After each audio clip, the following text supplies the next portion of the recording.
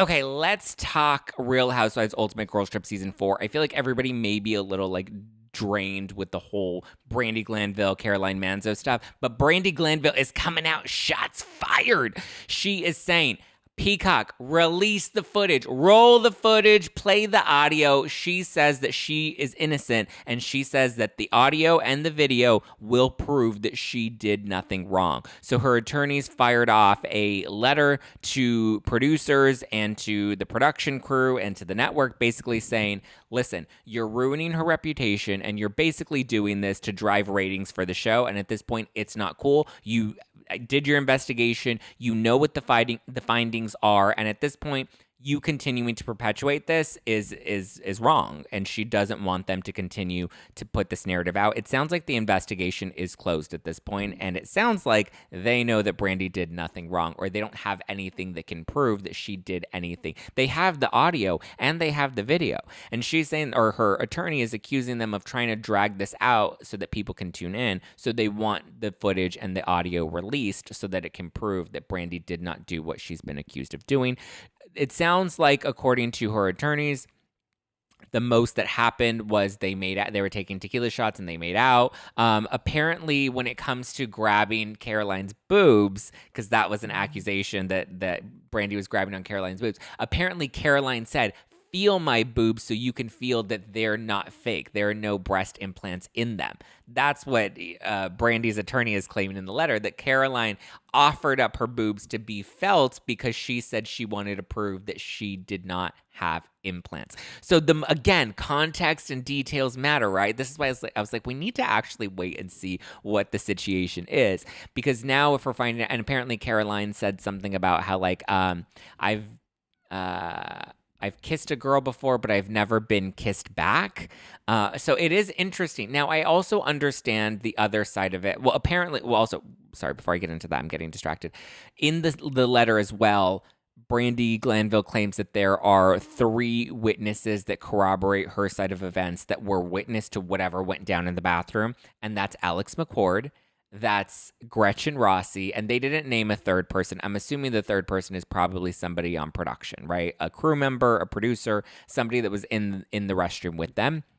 So now that we hear that there are 3 other witnesses that were in the restroom with Caroline and Brandi, she said that they were having like naughty talk, like they were like having fun and messing around and whatever.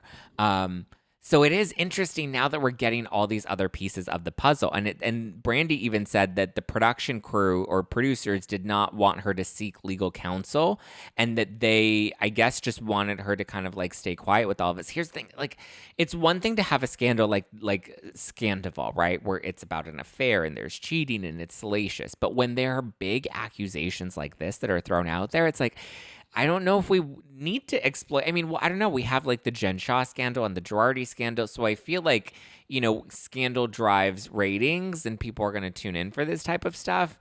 But it's crazy. But if Alex McCord really is a witness and can corroborate that nothing happened, that Brandi didn't violate Caroline in any sort of way, knowing that Alex McCord was also, trying to support Caroline through it. Because like I said, from what I had heard from, somebody else that kind of detailed what had happened, it sounded like Caroline was in some way triggered by, I guess, the events that went on that night based off of a past experience that she had had.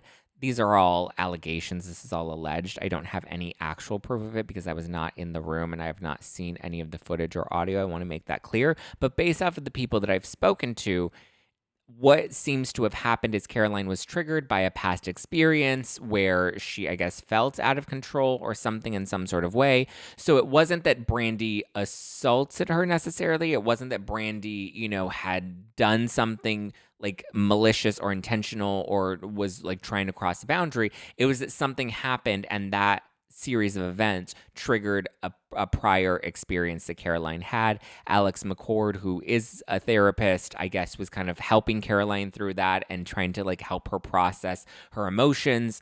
And production was the one that ended up launching the investigation. So which now makes me think, like, did production leak this? Like, were they the ones that leaked this to the press and that's how this kind of all got out? I don't know.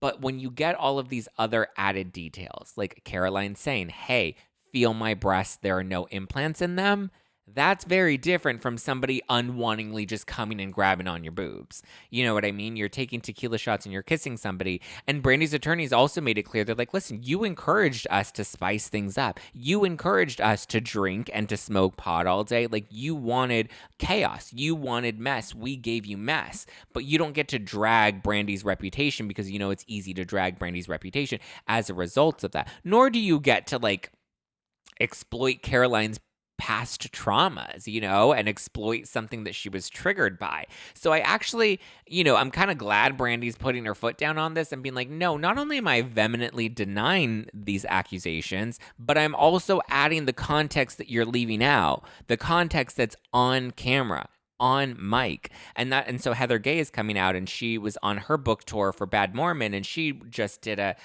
live show where she said, she's like, Bravo has the footage of what happened to my black eye. She's like, I may not remember, but they have the footage. They know what happened to my eye, whether it was Jen or whether I banged it in some way. They have audio, they have recordings, they have something, and they know what happened. They're just choosing not to release it. So now it's making it seem like we're trying to manufacture some big scandals, and it's like, okay, do we hold the cast accountable or do we hold the network accountable now? Because Heather Gay's coming out after them, and yes, I'm exhausted by Heather Gay and I'm annoyed by her and all her dead loyalty to Jen Shaw and all of that stuff. But like, if there really is footage and they're just intentionally not releasing it for the sake of the scandal, not cool with that. But also, you're a reality star. This is what you signed up for. This is what you've agreed to sign up for. Like, these are the rules you agreed to play by. It's in your contract. Trust me, I've signed these contracts. I've read these contracts. I know what these contracts basically say. And you're basically signing your life over. So you do a deal with the devil, and you do say, hey, I will give you whatever you want, and I'm free for grabs, you know? And you just got to trust that it's not going to come back to burn you at some point, and it very likely can. Now, when it comes to Brandi, I think it's a strong move on her end, and she has to be pretty damn confident. I don't think the network will actually release any audio or video. I don't think that will happen, but what I do think this will pressure them to do is to at least release a statement saying, hey, we investigated this, and these are the findings of our investigation. I think that they're reluctant to doing that because if they come out and say, hey, we investigated this and we didn't find anything, then is that going to make us all want to tune in?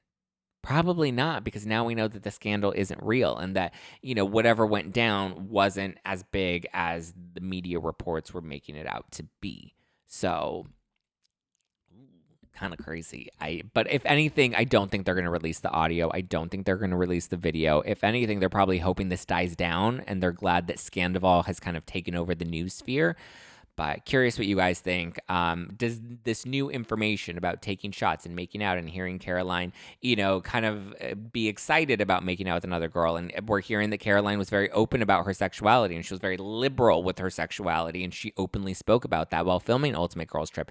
I mean, the fact that Caroline Manzo was kissing girls and doing tequila shots is kind of wild to me. But even offering up, you know, being grabbed, it changes the context of things. We're waiting to hear what the actual investigation found, and I'm hoping we get something good.